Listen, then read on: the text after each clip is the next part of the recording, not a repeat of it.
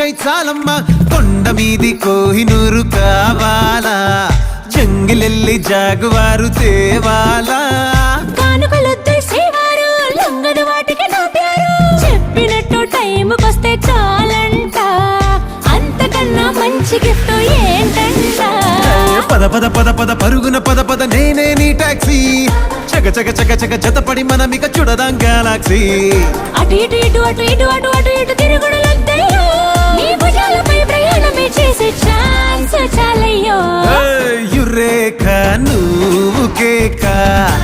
భలేగా ఉంది రేఖ మిరాకిల్ అంచుదాకా చలో పోదాము ఇంకా ప్రసాదు